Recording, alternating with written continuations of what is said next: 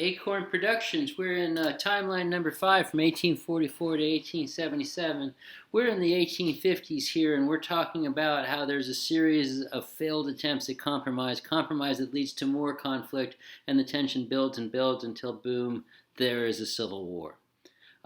Starter idea that really guides this whole unit is that Western expansion heightens sectional tension between the North and the South over slavery. And this is the height. This is kind of the peak of those tensions building.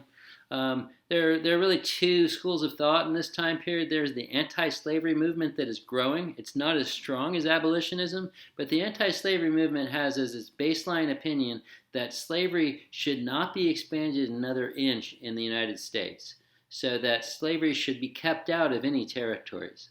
The logic behind this is that while slavery was deemed moral by the anti-slavery folks, that the Constitution did bring states into the Union, and their fathers or their forebears had signed off on this.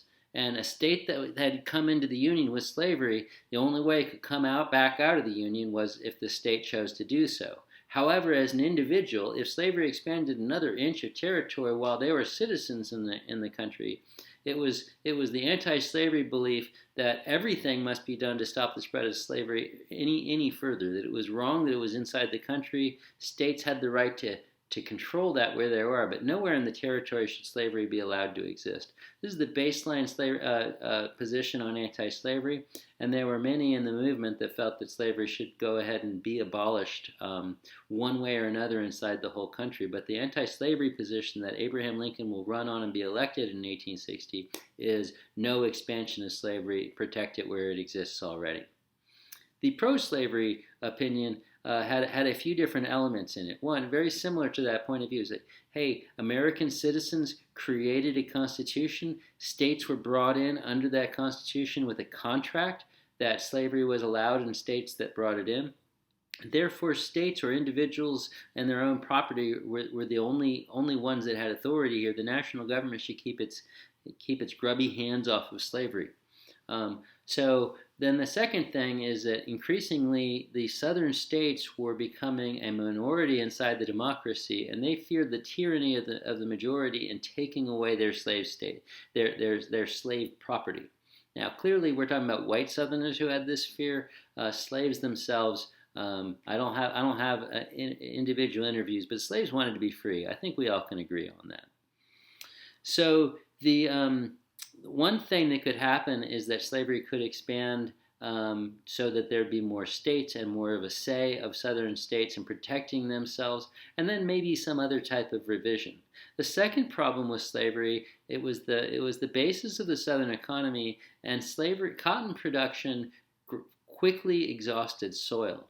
So southern planters were seeing a kind of ticking clock and needing new acreage for future plantations for their children, or their way of life would cease to be. So there was a sense of Southerners that slavery had to expand, or the South would be no more.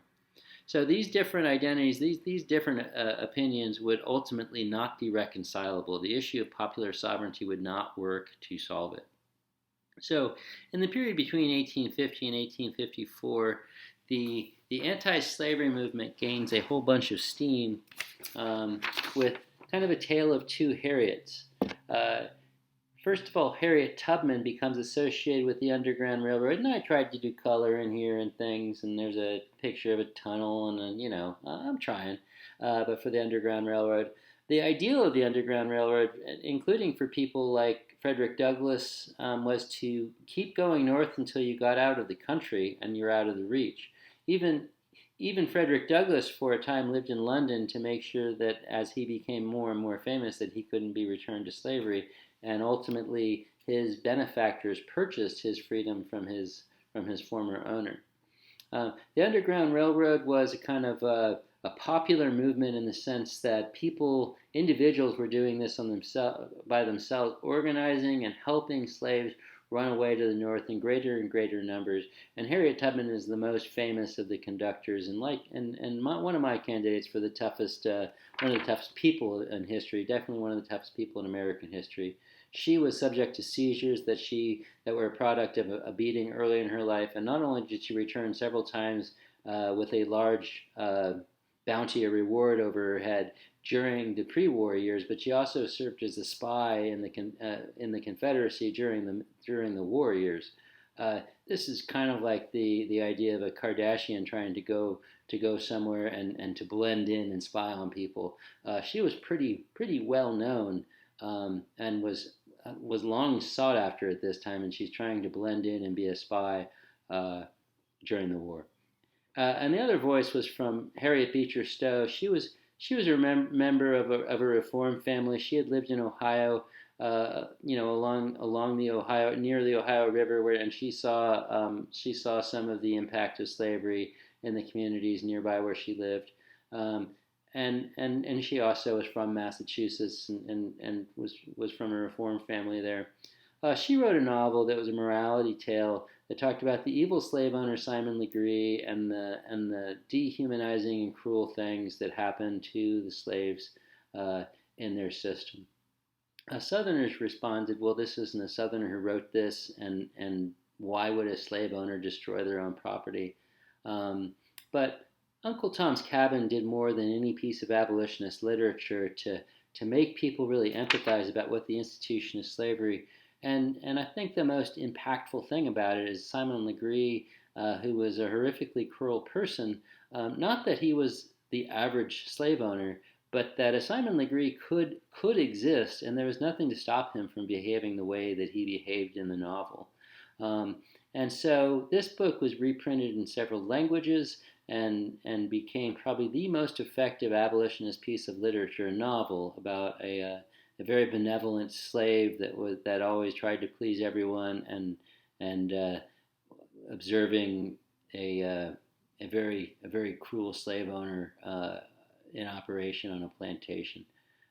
So these two Harriets generated a lot of support and sympathy for the anti-slavery movement and generated a lot of antipathy in the South for how little was done to check these anti-slavery viewpoints. So, on the pro-slavery side, there are a couple of things that happened that were attempts to try to placate the South or ensure the institution of slavery existed. The first one was the Kansas-Nebraska Act, and that's me attempting to draw bleeding Kansas, which is one of the effects of this. The Kansas-Nebraska Act was a bold bid by Stephen Douglas to do several things, but mostly to make the South happy with him and make him a viable national candidate. He's later in the 1858 senatorial debates going to talk about his electability, and his plan is the only plan that could stave off a coming war. Now, with popular sovereignty, the remaining Louisiana Territory was split into two groups: the Nebraska Territory, which would be several future states, and a small southern part of the Kansas Territory, which hopefully, because of its southern location, in the eyes of Southerners, would lead to the creation of a new slave state. Instead, it became the battleground for activists from North and South to move to Kansas to try to make sure the state came out the way they wanted. Whether it was Lyman Beecher, a preacher, sending out Beecher's Bibles, which were rifles, or whether it was the border ruffians leaving Missouri, a slave state, to run into Kansas on election day and vote early and vote often and harass and make raids against anti-slavery populations.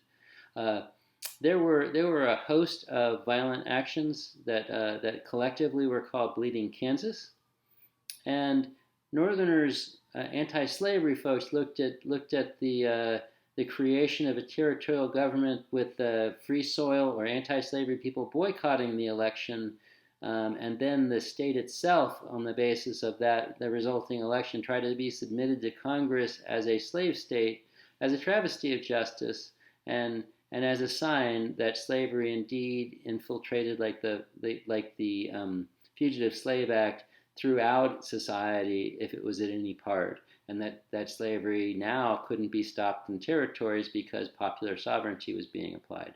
So it was a blow undoing the Missouri Compromise in the remaining Louisiana Territory, and watching the attempt of Kansas to become a slave state. It never does become a slave state. The war breaks out and is admitted to the Union in the middle of the war as a free state. And then, worst drawing ever, I believe, for me, Dred Scott. The Dred Scott case of 1857, probably we all have our lists, but probably the worst in my mind Supreme Court decision of all time. Dred Scott was a slave who was brought into the Minnesota Territory by his master, who was an army officer, surgeon, and he spent a good deal of time in this territory. And he asked the question of the court: if I spend time in free soil, am I a free man? And the court, which was populated by 7 out of 9 slave owners and Chief Justice Roger Taney, came down with a crushing blow for the anti-slavery movement, and then it had several parts of this case that are worth noting. One, African Americans, blacks, could not be citizens. Period. Didn't talk about slaves or free. It just said blacks did not have the ability to be citizens of the United States and did not have the ability to file petitions in court. That's a big blow. Enough said. That's all that's needed. Dred Scott loses.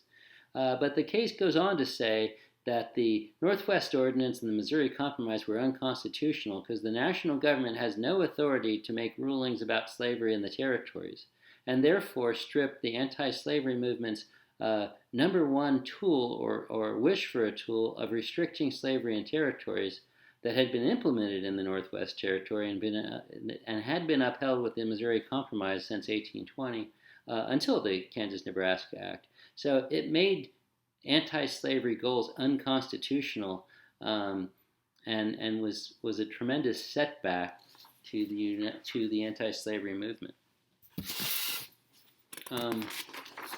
Back coming the other way are the Lincoln-Douglas debates, a series of debates between Abraham Lincoln and Stephen Douglas for the Illinois Senate seat, and really a prelude to the 1860 election.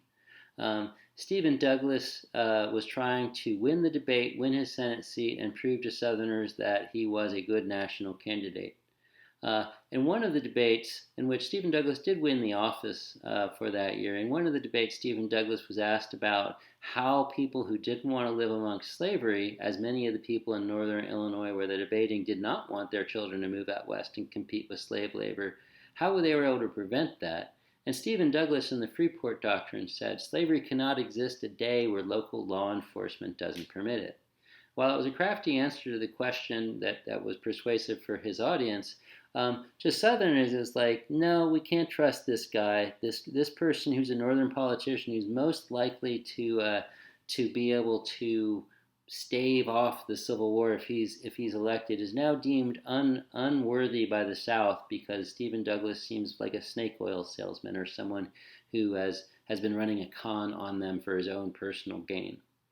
In 1859, John Brown, who led